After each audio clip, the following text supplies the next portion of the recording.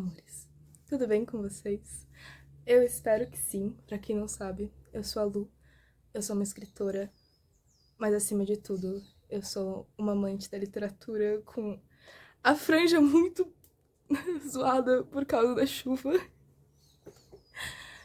Ahn, eu queria trazer pra vocês um vídeo de um livro só hoje.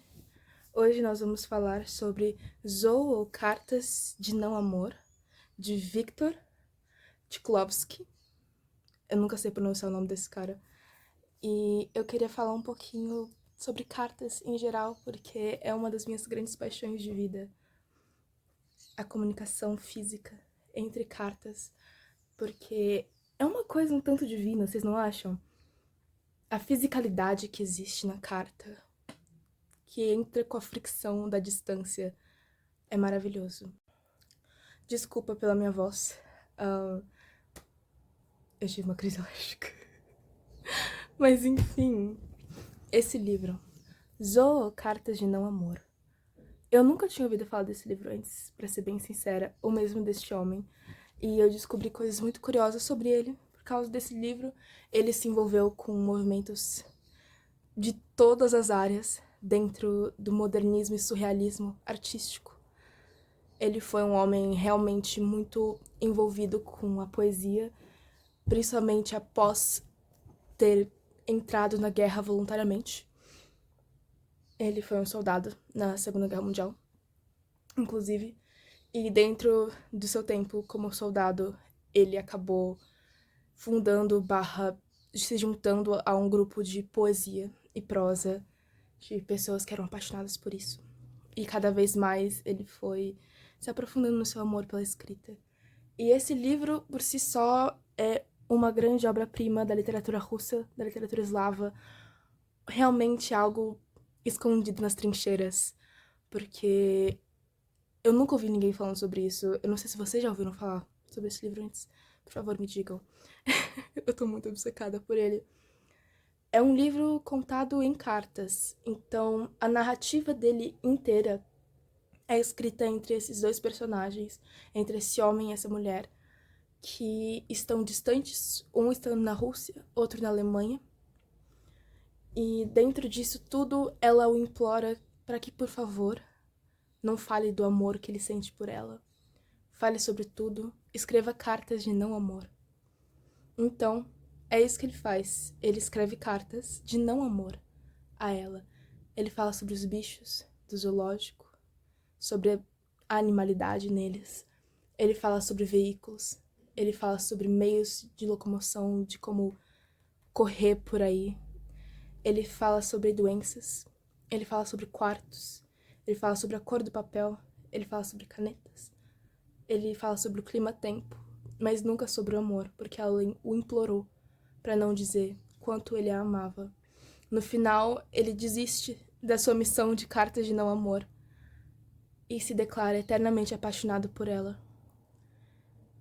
Ela, por outra vez, por mais que sinta um certo tipo de repúdio pelo seu amor, diz que ele é um dos motivos do porquê a vida faz sentido para ela, de certa forma. A vida fica um pouco mais alegre com isso. Mas você percebe que ao decorrer das cartas, ela se transforma amarga com as ideias da conexão entre ambos. Então, ela diz para ele sobre como o amor que ele sente jamais foi sobre o amor, e sim sobre ele. Todo esse livro foi sobre a visão dele por ela, mas jamais sobre o que eles realmente seriam, o que ela realmente seria. Ele nunca pergunta o que ela sente ou o que ela quer. Ele só espelha esse sentimento dele no que seria ela. Alguém que ele nem tem por perto, de verdade. Alguém que talvez nem o queira. Alguém que tá tentando encontrar espaços na casa para colocar suas cartas porque ela tá sendo sufocada por esse sentimento que ela não tem a necessidade de aceitar.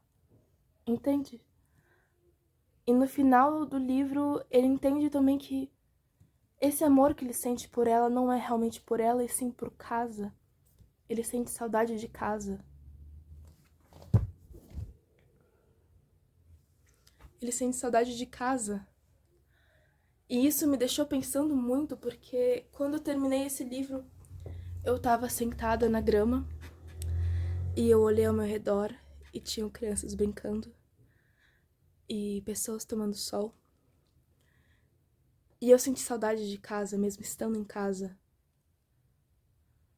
E aí que a gente descobre como a gente pode projetar as coisas nos outros. Isso me colocou muito pra pensar em um livro que foi me dado por uma pessoa muito, muito especial, que é o Escreva Muito Sem Medo, que são as cartas de amor do Camus e da Maria.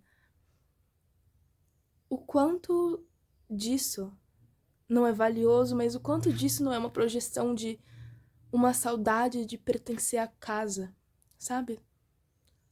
O quanto a gente ama a ideia do conforto do que a gente conhecia e o quanto a gente realmente deseja aquilo. Entende? Porque esse livro me deixou muito pensante sobre tudo isso. E por mais que seja um livro fictício e extremamente curto, pra falar a verdade, ele tem o quê? Ele não tem nem 200 páginas, ele tinha 187 páginas, pra ser mais exata. 187 páginas de pura paixão e puras reviravoltas e puros sentimentos humanos. E não sei, esse livro ele é muito sensível. E eu tenho uma paixão muito grande por cartas, tanto de escrevê-las quanto ler cartas de pessoas que já se foram.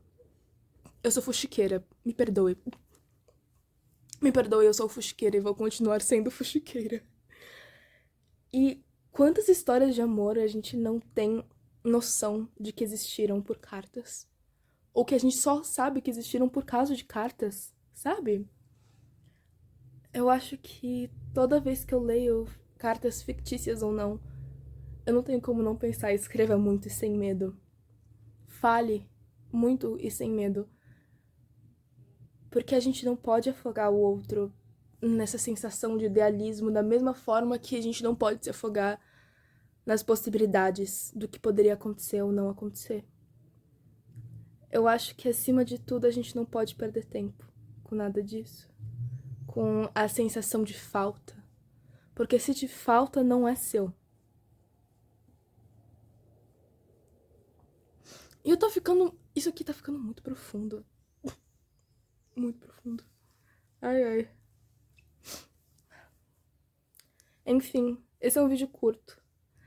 Mas porque eu tô morrendo de saudade de vocês. E eu vou ser bem sincera, eu não sei muito o que postar nesse momento pra vocês, mas eu quero postar, eu quero falar com vocês, eu amo falar com vocês. Esse foi o último livro que eu li, e inclusive, fun fact, esse foi o livro número 105 do ano. Eu tava fazendo as contas esses dias, eu fiquei um pouco abismada. Eu realmente não faço muito mais da vida além de ler, escrever e amar desporadamente.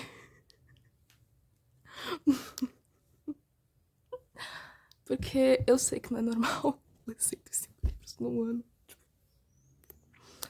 Enfim.